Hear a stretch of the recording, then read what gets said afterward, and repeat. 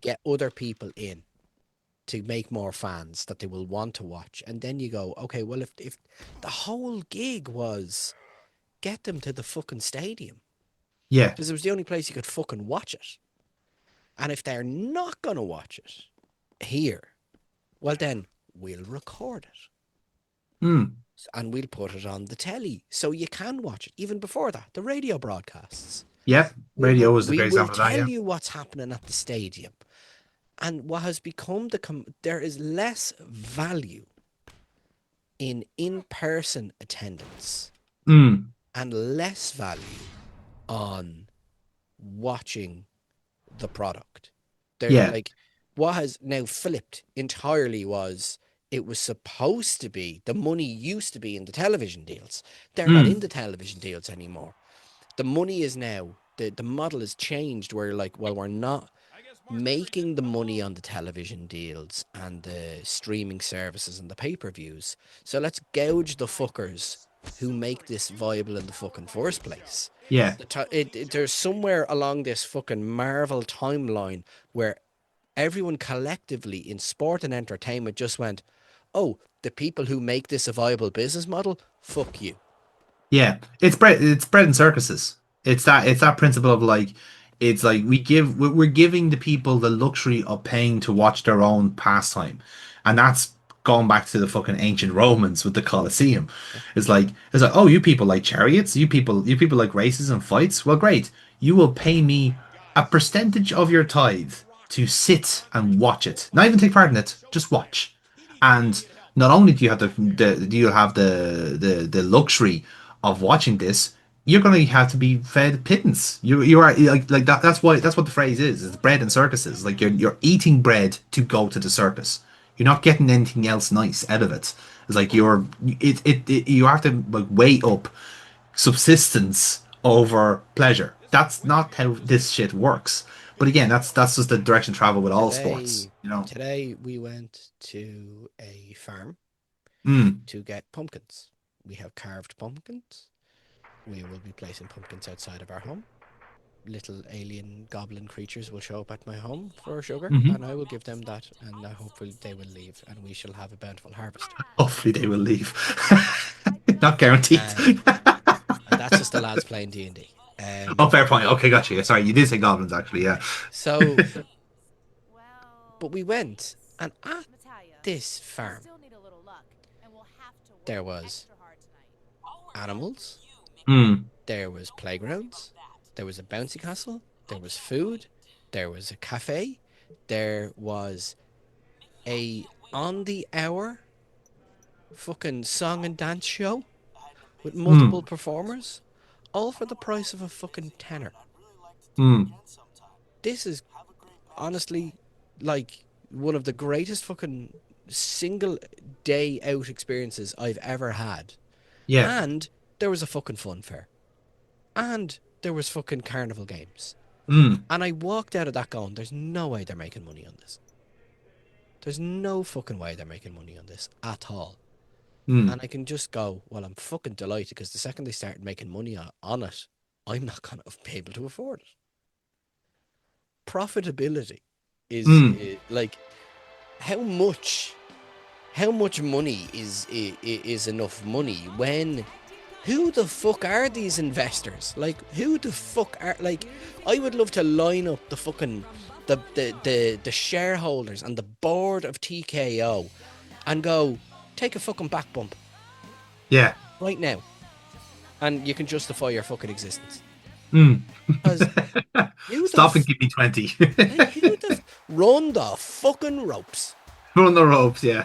Like, I want to see the board, the TKO board, running the fucking ropes. That And would be tremendous. for a fucking fact, only two of them can barely do it now. um, but when you go back to what you were saying there about like what like innovation WWE has done, and you kind of mentioned the such as I would say there's two things that WWE have innovated on, and they're not good innovations in that respect. Well, one is a good innovation. And by the way, Natalya and Mickey James gear is all kinds of fucked up. But moving on. She Um, wears it well. I'll give it her. Like again, what now? Like this could have been free fucking content for the Divas era. Let's just all have them all fucking change costumes, and Jesus there's some Christ. designer at Ukes who is now drooling over his own work, because he's basically made like every woman dressed like AJ Lee, and to be fair, he wasn't the only one that probably would have done that. We've all been to Temple Bar Bank. Yeah. We've all gone to Fibbers. So but like the two innovations that come to mind is like itself realistically is the WWE network. Mm. Like that is the kind of like, well, it had an awful lot of teething problems at the start, and like they probably did make a catastrophic loss at the beginning of its service.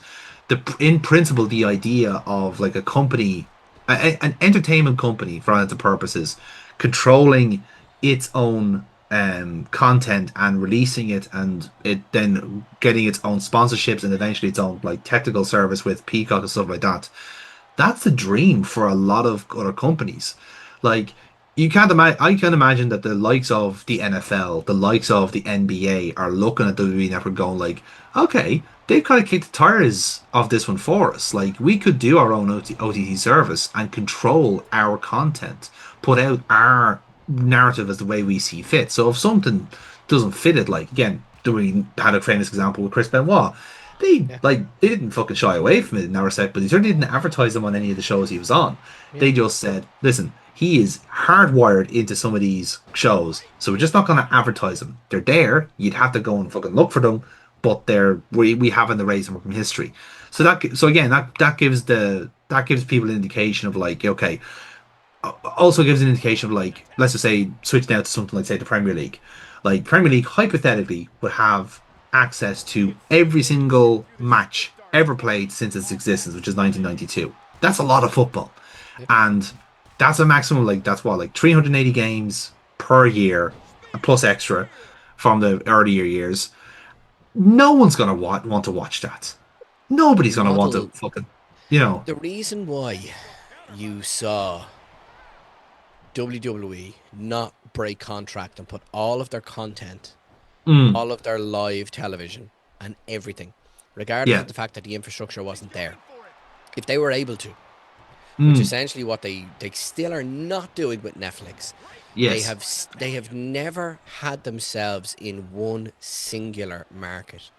They have Mm, always had two television companies. contracts. Yeah. Always been separate. They've never ever kept themselves in one singular market because they know that it's the potential of their Mm, fan base is what is attractive to them. Look at yes. the TKO Netflix deal. They made a deal with Netflix on the basis that they would bring X amount of fans back to the platform of Netflix.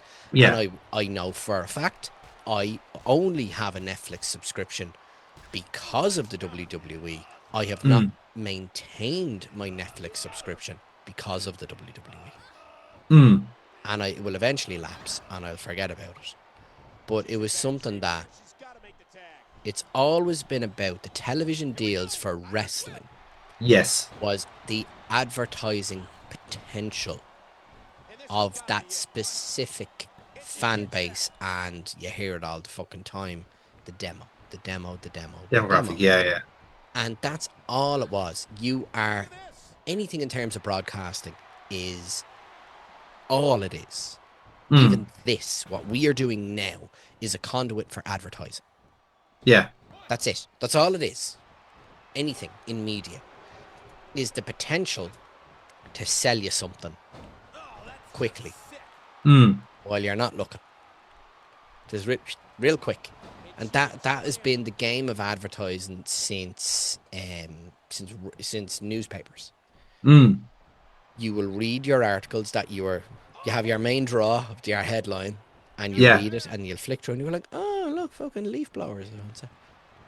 It's the but now Mm, it's the market of advertising is so fucking sparse. If you were to right now choose to advertise your brand new aluminum shovels, where would you advertise it first? Fucked if I know. Yeah. There's no automatic. There's no automatic. Well, I would definitely, I suppose, would local radio be the best way to go about it? It's direct market, you know who you're going to. Would you do a fucking run in a bunch of garden centres? Probably. You'd go direct, yeah? Yeah, yeah. Would you do a convention run? Would you go to the RDS? Would you do all this kind of stuff? You get to the people directly. The idea that if you run advertising space, a television ad, you're not getting me.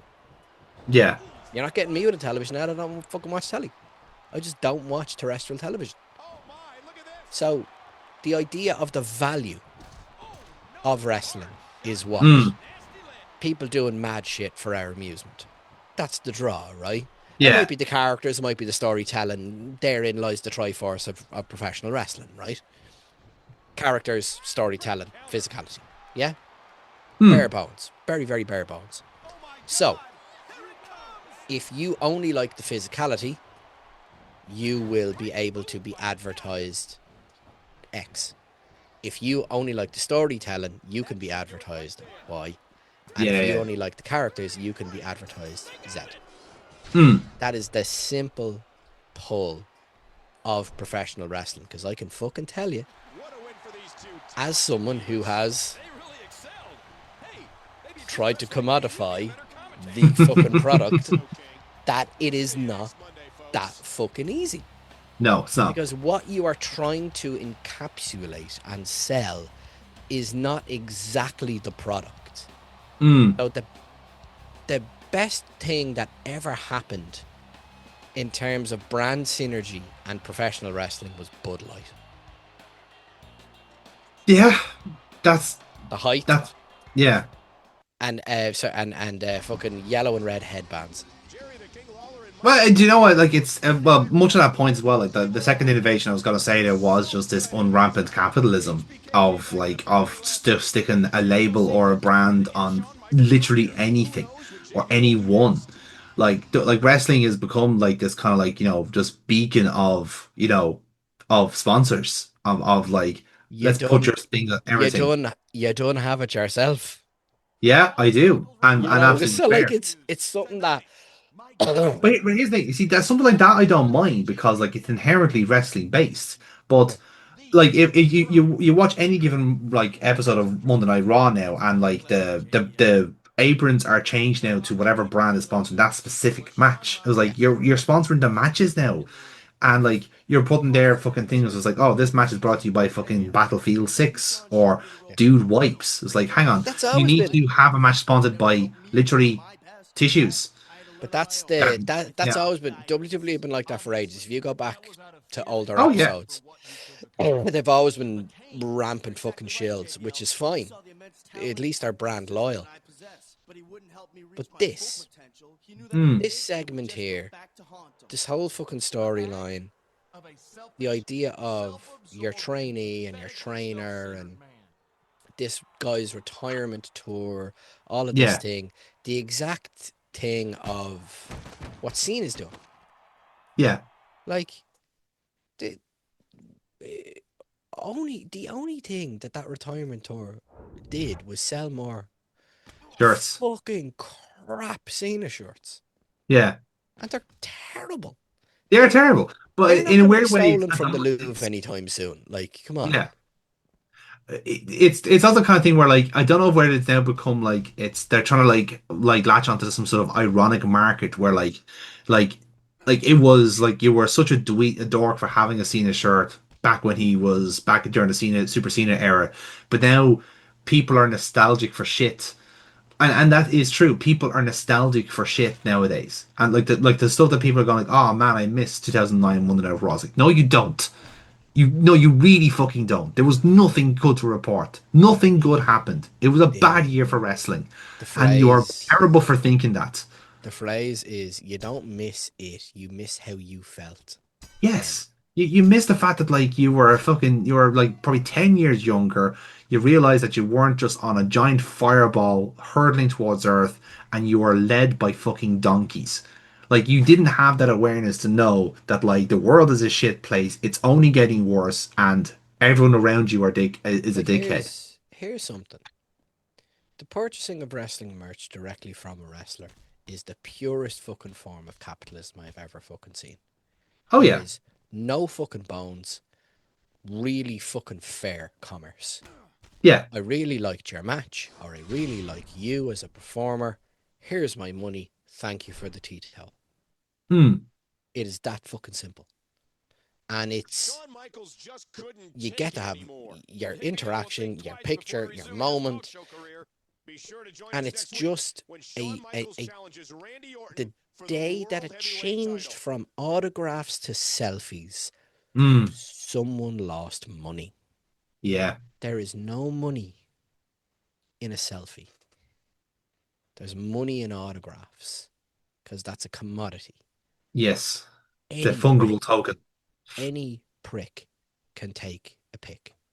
Yeah. It means nothing now. There is no value in that. But what it does do is provide a moment Hmm. that, what do you do? Post on social media. That you then gain a little bit of fame from it, and interaction and likes. Hmm. That you go, oh, I'll do that again. Monkey Brain says, very good. Yeah. And could you imagine if, who is your favorite wrestler at the moment?